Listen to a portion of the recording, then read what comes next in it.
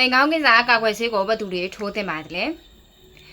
HPV လို့ခေါ်တဲ့ Human Papilloma Virus ဆိုတဲ့ဒီပိုးကြောင့်ဖြစ်တဲ့တိုင်ကောင်းကိစ္စကာကွယ်ဆေးသူကကြတော့လန်ရနေတဆင်းကူးစက်တတ်တဲ့ယောဂဖြစ်တယ်ပေါ့နော်ဒီ HPV ပိုးကနေမှတဆင်းဖြစ်ပြီးတော့မှပေါ့နော်တိုင်ကောင်းကိစ္စဖြစ်သွားတာနော်လိန်နဲ့ပတ်သက်မှုရှိတဲ့သူတွေပဲတိုင်ကောင်းကိစ္စဖြစ်တာပေါ့နော်ဒါဆိုလို့ရှိရင်ကာကွယ်တဲ့အနေနဲ့ဆိုလို့ရှိရင်ကာကွယ်လို့ရပါတယ်အပြုတ်ဖို့ဝင်ချိန်ပေါ့နော်6နှစ်လောက်ကနေပြီးတော့မှ15နှစ်ပေါ့နော်14-15နှစ်အတွင်းဆိုလို့ရှိရင်2ကြိမ်ထိုးရမယ်ပဲ HPV ပိုးပေါ့နော်ဒီကာကွယ်ဆေးကို2ကြိမ်ထိုးရမယ်ပထမတစ်ကြိမ်ထိုးနောက်တစ်ကြိမ်ကျလို့ရှိရင်6လဒါမှမဟုတ်လို့ရှိရင်တစ်နှစ်လောက်ဆိုလို့ရှိရင်ပေါ့နော်ထိုးရမှာဖြစ်ပါတယ်ဒါက6နှစ်ကနေ15နှစ်အတွင်းလုံးဝပေါ့နော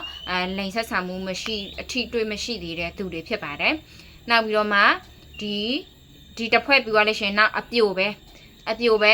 အမျိုးသားလည်းမရှိသေးဘူးချစ်သူနဲ့လည်းအတူမနေပေးမတူမနေရသေးဘူးပေါ့နော်အဲ့ဒါကြတော့ဒီအသက်ဥပမာ30လောက်အထိပေါ့နော်30လောက်အထိအပြိုကြီးတွေပေါ့နော်လုံးဝလိန်နဲ့ပတ်သက်ပြီးတော့ဆက်ရှက်မှုမရှိသေးဘူးဆိုလို့ရှင်သူကじゃ3ကြိမ်ထိုးရပါမယ်ပထမတစ်ကြိမ်ထိုးဒုတိယတစ်ကြိမ်ကျလို့ရှင်2လကြာရင်တစ်ခါထိုးတတိယတစ်ခါကျလို့ရှင်6လပေါ့နော်အဲ့ဆိုရင်တစ်ခါထိုးရမှာဖြစ်ပါတယ်026ပေါ့နော်ပထမတစ်ခါဒုတိယတစ်ခါ2လခြာ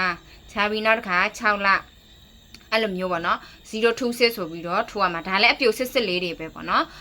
်ကဲတခါလို့ပေါ့နော်အိမ်နောက်တွေလည်းထိုးခြင်းပါတယ်နော်အိမ်နောက်တွေလည်းဒီလိုမျိုး HPV ကာကွယ်ဆေးထိုးခြင်းတယ်ဆိုလို့ရှိရင်တော့ထိုးလို့ရပါတယ်ဒါပေမဲ့ကာကွယ်မှုကအရန်ရခိုင်နှုန်းနှဲသွားပြီเนาะအပြိုစစ်လေးတွေ15နှစ်အတွင်းထိုးမယ်ဆိုလို့ရှိရင်တော့သူကကြတော့နှလုံးပဲလဲထိုးရတယ်သူက100ခိုင်နှုန်းလောက်ကာကွယ်နိုင်တယ်ပေါ့เนาะမူလေးတော့ဆိုလို့ရှိရင်ပေါ့เนาะအသက်ကလည်းနည်းနည်း30နာကတ်လာပြီဖြစ်တဲ့အတွက်ကြောင့်မလို့မူလေးတို့ထိုးမယ်ဆိုရင်အပြိုတွေဆိုလို့ရှိရင်3လုံးထိုးရပါမှာဖြစ်ပါတယ်သူကကာကွယ်နိုင်ကြရဘယ်လောက်ရှိလဲဆိုလို့ရှိရင်90ရာခိုင်နှုန်းကျော်ပေါ့နော်အဲ့လောက်ရှိတာဖြစ်ပါတယ်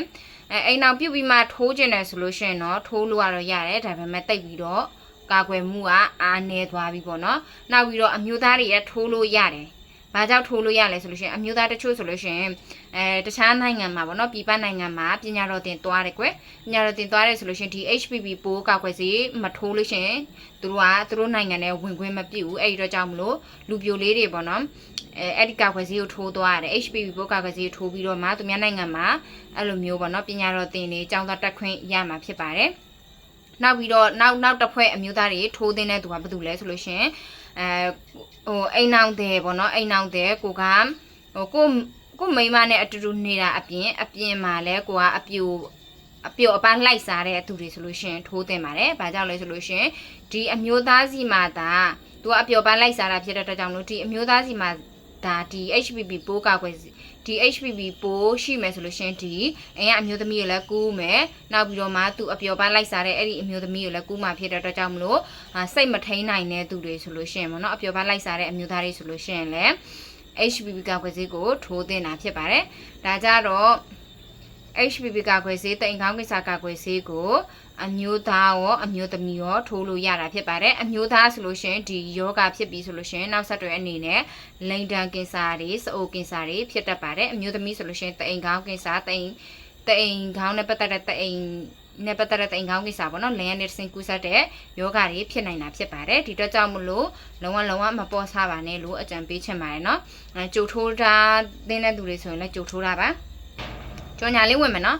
ဒါကတော့ပြိုအိုတုံးပေးလို့ရတဲ့အမျိုးသမီးပေါ့နော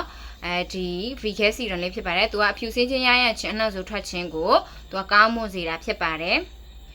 ်ဒါပေါ့နော်ဒါကကြတော့အမျိုးသမီးတက်ဆင်ဆက်ပြဖြစ်ပါတယ်အမျိုးသားတုံးလို့ရတယ်အမျိုးသမီးရောတုံးလို့ရတယ်အိမ်နောက်တယ်ဆိုလို့ရှိရင်တော့အမျိုးသားအမျိုးသမီးရောတုံးပေးပေါ့နော်ဒါလေးကြတော့ရေချိုးတဲ့ချိန်မှာတရက်ကို2ကြိမ်အသုံးပြုပေးပါဒါကြတော့တရက်ကို2ကြိမ်ပေါ့နော်မနက်တစ်ကြိမ်ညနေတစ်ကြိမ်သုံးပြုပေးပါသုံးပြုခြင်းအပြင်အမျိုးသမီးတွေကြွက်သားတွေပြန်လဲတင်းရင်းစီမှာဖြစ်ပါတယ်အဖြူစင်းရချင်းအနံ့ဆိုထွက်ခြင်းပေါ့နော်မိမကိုကြွက်သားတွေပြန်လဲတင်းရင်းစီမှာဖြစ်ပါတယ်ဒီမိချောင်းအစီနဲ့ပေါ့နော်ဒီဆက်ပြလေးကြမိချောင်းအစီနဲ့ပြုတ်လောက်ထားတာဖြစ်တဲ့အတွက်ကြောင့်မလို့သူကကြွက်သားတွေပေါ့နော်ပြန်လဲတင်းရင်းပြီးတော့ကျန်းမာစေတယ်ပြိုအိုးသုံးပြီးလို့ရရနော်အပြိုလေးဆိုလို့ရှိရင်တော့ဒါလေးကိုနော်အတွင်းခံအလဲတက်မှာအစနစလေးခြိုင်ဝတ်ပေးရုံပဲဒါကြတော့အပြိုအိမ်အောင်တွေရေချိုးတဲ့ခါမှာအသုံးပြုပေးပါအသုံးပြုတဲ့ခါကြလို့ရှိရင်10မိနစ်လောက်ထားပေါ့နော်ဆက်ပြတိုက်ပွားလို့ရှိရင်10မိနစ်လောက်ထားပြီးတော့မှရေဆေးချမှာဖြစ်ပါတယ် ဒါလေးကတတွဲကို4000ခွဲဖြစ်ပါတယ်တစ်ခုဆိုလို့ရှိရင်22,500ကျပ်ဖြစ်ပါတယ်ထိုင်းမလေးစင်ကာပူမြန်မာအကုန်လုံးပို့တယ်ပို့လို့ရတဲ့နေရာအကုန်ပို့ပါတယ်လိုချင်တယ်ဆိုလို့ရှိရင်တော့မူလီရဲ့ Facebook CP ဒါမှမဟုတ်ရှင်ဘိုင်ဘိုင်နဲ့အသေးစိတ်လာရောက်ပြီးတော့ဆွေးနွေးမြင်နိုင်ပါတယ်ကျေးဇူးတင်ပါတယ်မူလီလည်းဖြစ်ပါတယ်